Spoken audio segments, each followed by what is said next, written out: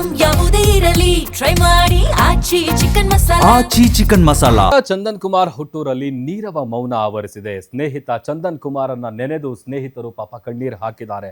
ನೆಲಮಂಗಲ ಮಾಜಿ ಶಾಸಕ doctor K Srinivasa ಮೂರ್ತಿಯವರು ಸಂತಾಪ ಸೂಚಿಸಿದ್ದಾರೆ. ನಮ್ಮೂರಿನ ಹುಡುಗ ಚಂದನನ್ನ ಕಳ್ಕೊಂಡು ಅತೀವ ದುಃಖ ಆಗಿದೆ.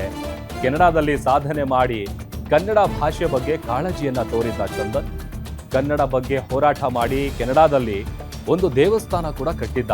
ಅಂಥ ಕನ್ನಡ ಪ್ರೇಮಿ ಚಂದನ್ ಕುಮಾರ್ರನ್ನ ನಾವಿವತ್ತು ಕಳ್ಕೊಂಡಿದ್ದೀವಿ.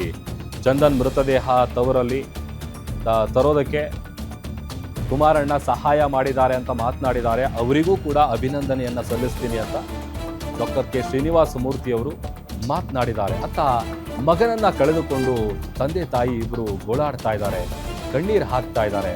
ಇವತ್ತು ಸಂಜೆ ದ್ಯಾಮಗೊಂಡ್ಲುವಿನಲ್ಲಿ ಚಂದನ್ ಅವರ ಅಂತ್ಯಕ್ರಿಯೆ ನೆರವೇರುತ್ತೆ.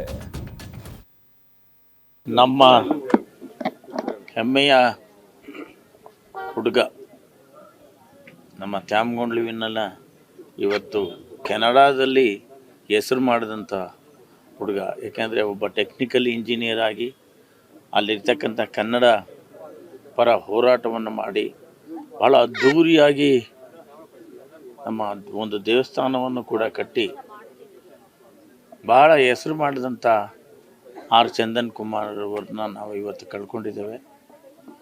ಈ ಒಂದು ನಿಟ್ಟಿನಲ್ಲಿ ಈಗಾಗಲೇ ನಾವು ಕುಮಾರಸ್ವಾಮಿಯವರು ಕೇಂದ್ರ ಸಚಿವರು ಕುಮಾರಣ್ಣನವ್ರನ್ನ ನಾವು ಭೇಟಿ ಮಾಡಿ ಕೇಳ್ಕೊಂಡಾಗ ಅವರು ಕೂಡ ಒಂದು ಪಾರ್ಥಿವ ಶರೀರವನ್ನು ಬರ್ತಕ್ಕಂಥ ವಿಷಯದಲ್ಲಿ ಭಾಳಷ್ಟು ಪ್ರಯತ್ನವನ್ನು ಕೂಡ ಪಟ್ಟು ನಮಗೆ ಇವತ್ತು ಆ ಕೆಲಸವನ್ನು ಮಾಡಿಕೊಡ್ತಾರೆ.